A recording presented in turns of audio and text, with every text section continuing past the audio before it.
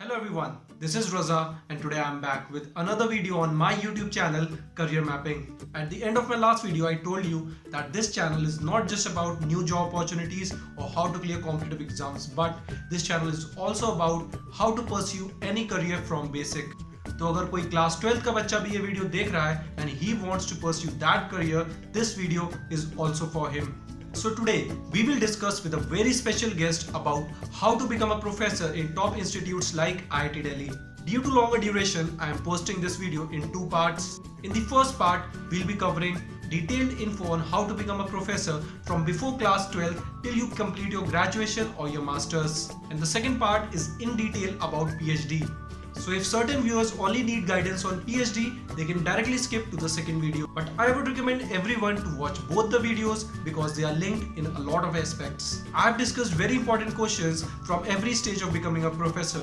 So it doesn't matter whether you are in class 10th, 12th, you are doing your masters or graduation or pursuing PhD. This video is for you. I have also mentioned in the description below timeline of questions. So if you want to save some time and want to skip to questions you want answers on, you can do that because your time and quality content is my priority.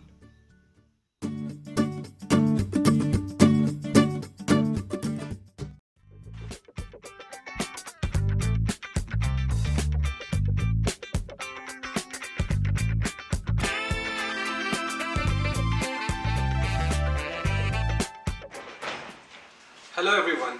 Today we have Dr. Supratic Gupta with us. He is a professor at IIT Delhi. Today we'll be discussing journey of his life on how to become professor in top institutes like IIT Delhi. Thank you very much. So Dr. Gupta, my first question to you is being a professor a good career? Thank you very much. Being a professor, I think, is a very, very good profession. You shape the future of young children. You get scope of doing research. You get scope of traveling across the world. You also get a lot of free times to pursue other things. I don't understand why people should not think of being a professor. The salary is also quite good.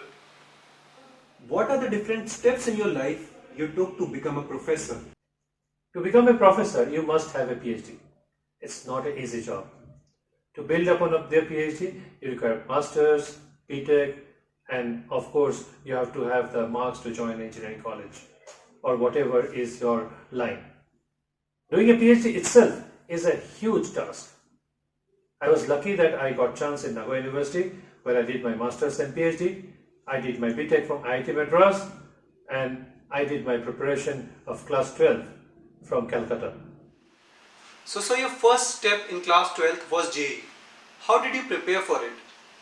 I was good in science and maths from my childhood, but I did not do so well in class 10. So when I came to class 11, I was in Calcutta. I was desperate. That time there was Agarwal coaching, correspondence course, and I had lots of reference book. I did self-study. I was always ahead of my class. The most important thing, I completed my syllabus by September, class 12. So being ahead of the class is very, very important to succeed.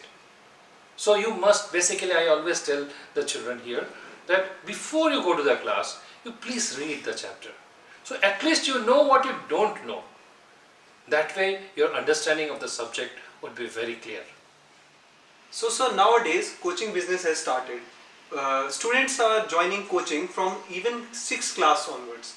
So sir, there is a huge burden on students on how to manage both school and coaching. And how can middle class or lower income group family afford such huge pieces of coaching? So what are your views regarding it? Well, this concept of starting early is the right concept. That is why the business is developed. So basically what this coaching center does is they keep you ahead of the class. Sometime in class 6 they are doing class 8 maths because you're capable of it. So in my life I was always ahead of my class by 2 classes. Like in 6th I was doing class 8 maths. In class 10 I was doing class 12 maths. So it always helps. But not every child can do it. If they can do it, it's good. At present, the parents are forcing their child to be ahead, assuming they can. That's actually a burden for that. So I think the best thing would be allow the children to be good at least in one subject ahead of the class. So allow them and appreciate them. The worst thing, at least ask them to read the subject before the teacher teaches. That way what will happen? They will know what they don't understand. And when the teacher teaches, their grasping power will increase. So I was talking to a friend. She was telling me that she was good in English. In class 10, she was doing class 12 English. Or class 6, they were doing class 8 English. So it's not just in maths and science. If you are good in some subject, be ahead of it. And that will obviously help you. So people who cannot afford a coaching class, I think first thing, they must know their strength and weakness. They must realize they are good in science and maths or not. Whichever subject you are, try to be ahead of the class. Worst thing, at least read the subject before you go to the class. Know the subject, because if you are blind when the teacher is teaching you, 90% things will never get into your brain. So, to be a good student, read the subject, then go to the class.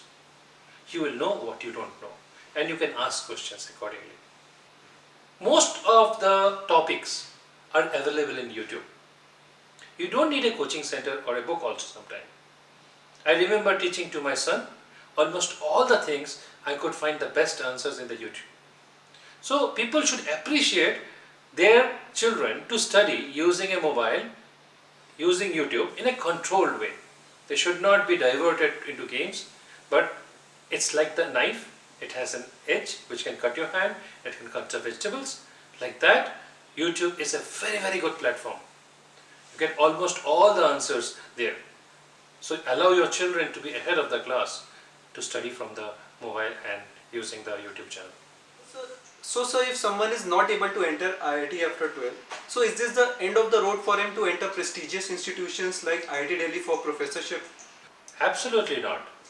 If he doesn't get chance in JEE, he has a chance to prepare 1 or 2 times, but I don't recommend more than that.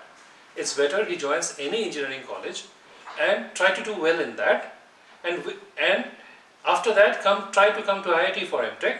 If even he cannot do that, at least come for a PhD in IIT Delhi. Even if you can't do that, do PhD anywhere else. Get good experience, and after doing PhD, try to do a good postdoc. Get experience, write good papers.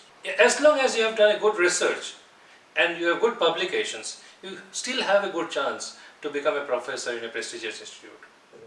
So sir, now let's move to BTECH. So what are the key points that a student should focus during his BTECH so that he can become a good professor in future? I think, to find a student who really wants to be a professor is a rare thing. So if the society changes so much that you will find a person who wants to be a professor from the beginning, I would look forward to that day. I have tried so much. But assuming there is a student who wants to be a professor, he must concentrate on research from the beginning. There are many subjects in the department. He should choose one subject and associate with a professor and start doing research on that. In that research, he should see the research papers, try to understand what is research, start participating in research, helping the other students, sometimes the MTech and PhD students. Rather than doing his own work, it is better to help them. And then gradually, as he comes to the 4th year, when he does his thesis, he must do something where he can publish some papers. Even between the vacations, he should go for training to other places where he can get experience in those fields. So, from the beginning, if he can concentrate on this, he can become a very, very good researcher.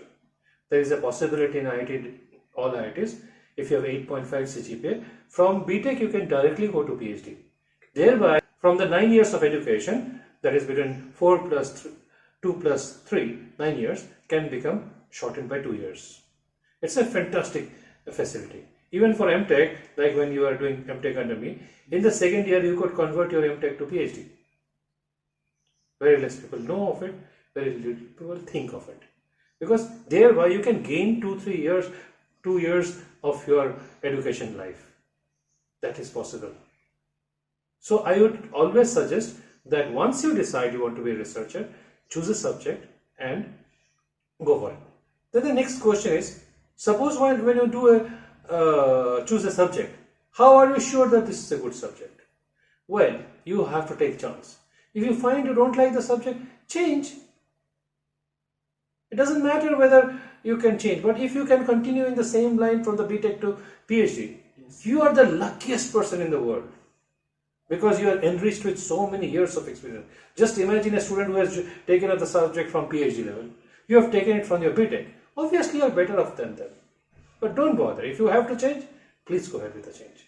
But despite that also, I tell my students, whoever is enthusiastic, even if you don't become professor, if you choose a subject and concentrate on one subject and take internship in that subject, even if you don't want to be a researcher, you will be a good engineer in that subject.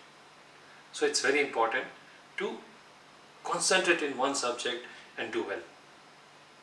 So sir, as we have seen, a lot of BTech students are not focusing on research. Majority of them are going for either MBA or corporate jobs, or they are either preparing for IAS or engineering services. So why do you think is that? Because IIT is spending a lot of money on every student.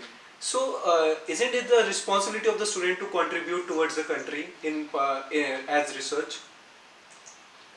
It is a problem for last 50 years. A very, very serious problem. The best students joined BTECH, MTech. When they graduate, the glamour that they see is there in MBAs, IAS, IES. Sometimes our BTECs are selected by the banking industry, insurance industry. There, their brains are used for things which they have not studied and they can still do. But unfortunately, our engineering companies are not ready to hire them. We want to become Atmanirbhar. Can you become Atmanirbhar without utilizing your best talent of your country? Do you think any IIT has even vision to change this in their future, where their BTECs will become usable engineers for their country? Unfortunately, we don't have.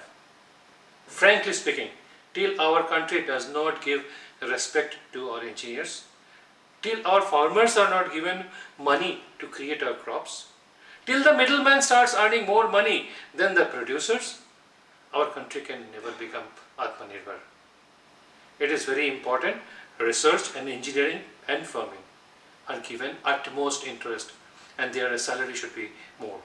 Teachers from the primary school to the professor's level should be paid highest salary. Unfortunately, the most brain development happen in the childhood, they are paid least salary. The salary of the teachers must increase so that the best talents are attracted to become teachers. The day that happens, India will become Atmanirbhar. And once you give good salary, the best students will always join the job. Engineering and research in Japan is respected most. That is why in Japan, 80% of the BTECs join the MTech program. In IIT Delhi or in any IITs, very few, nowadays the percentage is increasing, very few BTECs join MTech. Most of the students are MTech from other colleges. The tide has to change when majority of our BTECs want to become MTech. Because So sir, my final question to you is, can only engineering background students apply for professors in IITs, or can other stream students can also apply? In IITs, we generally have MBAs. Sometimes we have physics, chemistry, mathematics courses also. Okay. So obviously you can become like that also, professors in those departments. Kharagpur has medical. Okay.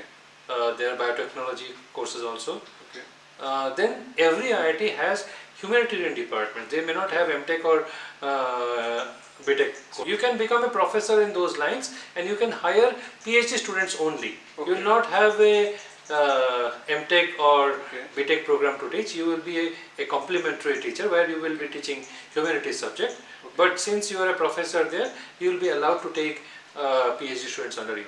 Okay. So sir, with this we came to end of our video, and sir, thank you for your valuable time, and I hope that with this content our listeners have been benefited to a very good extent from this. Thank you very much.